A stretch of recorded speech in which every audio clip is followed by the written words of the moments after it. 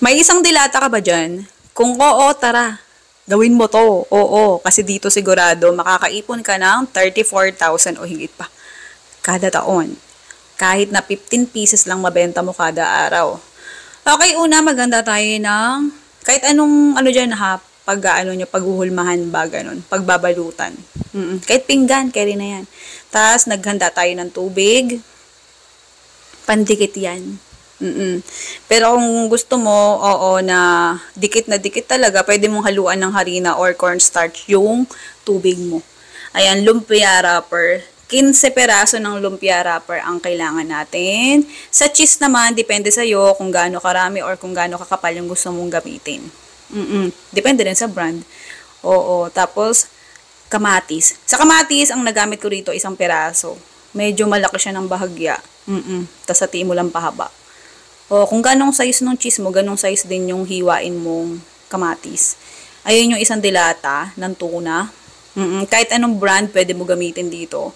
Tansyahin mo na lang. O kaya bago mo ibalot, hatiin mo na siya. Yung isang dilata sa 15 peraso. Kasi 15 peraso magagawa sa recipe na to eh.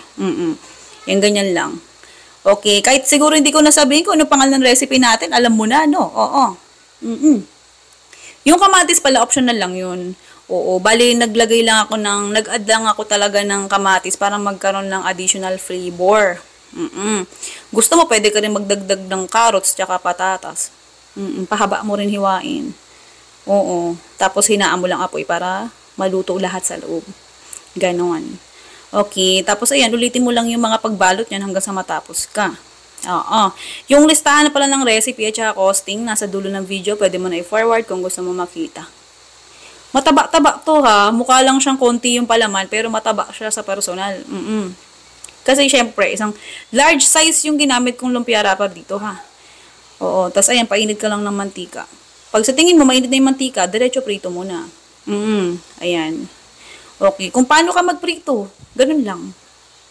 Pero, nagkakatalo-talo lang sa pagprito. Depende kung ganong tutong mo siya. Tutong ba? Lutong mo siya gustong iprito. Oo, lutong ha, lutong. Oo, okay. Oo, ganun lang. Sa akin, pinrito ko siya ng ano lang. Saktuhang ano lang. Ganyan, golden brown. Hindi ko na siya masyadong tinusta.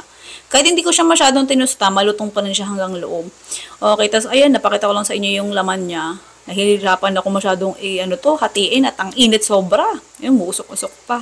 Ang sarap ng combination ng kamatis ha, tapos cheese at saka yung tuna natin. Yung isang dilata. Sarap.